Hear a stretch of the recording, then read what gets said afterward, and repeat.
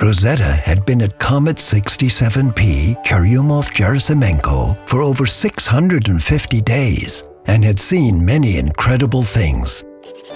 She had mapped the entire surface of the nucleus and spotted dramatic changes over time. Rosetta followed the comet as it got ever closer to the sun and saw more and more gas and dust streaming from its surface.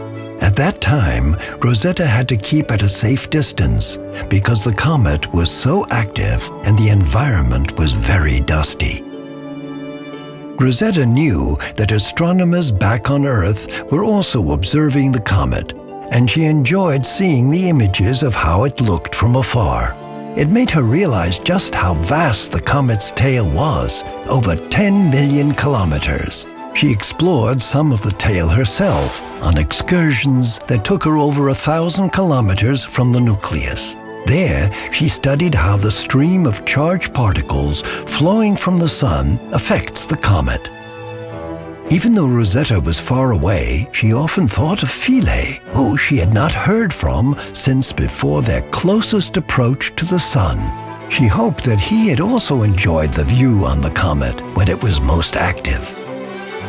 Later, as they moved back towards the outer solar system, the comet became less active and it was finally safe for Rosetta to get closer again. Whenever she flew over Philae's home, she listened out for any signals from him.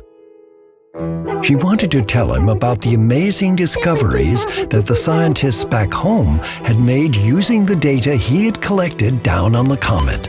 They had found the surface to be much harder than expected, and that the comet contained many ingredients, including some complex molecules that could be the building blocks of life as we know it on Earth. Even though Rosetta could not see or hear Philae, she tried to make contact with him just in case he was listening. But unfortunately, they could not seem to get connected. Perhaps Philae had fallen back into a deep sleep, or maybe his radio was broken, but she was still very proud of him. After all, he had accomplished so many of his important tasks on the comet, and he was understandably tired.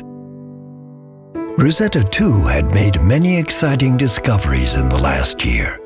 She found patches of water ice on the surface of the comet and witnessed how the ice, heated by sunlight during the day, turned into gas and escaped into space, while new ice formed again every night. Besides water, Rosetta found many other molecules as she studied the atmosphere of the comet, including lots of oxygen.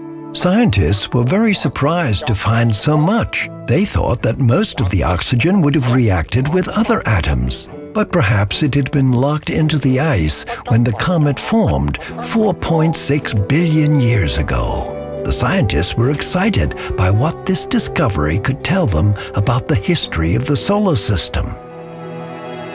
By looking carefully at pictures taken by Rosetta, they also figured out how the comet got its curious shape. It likely happened when two smaller comets slowly crashed into each other billions of years ago. The scientists had also long wondered how the comet looks like from the inside. To find out, they studied the radio beams that Rosetta and Philae had sent to one another through the comet. They also measured how the signals that Rosetta sent back to Earth changed as the comet's gravity gently tugged on her while she flew around it. These experiments showed that the comet had no caverns under the surface larger than 100 meters.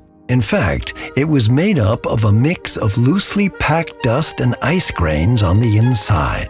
The comet was fluffy under its hard crust. Rosetta was thrilled of having made such great discoveries, but there was still a lot of work to be done. Rosetta only had a few more months left to make the most of her extraordinary mission before the grand finale. Far from the energy of the sun, Rosetta too would come to rest on the surface of the comet. But that's another story.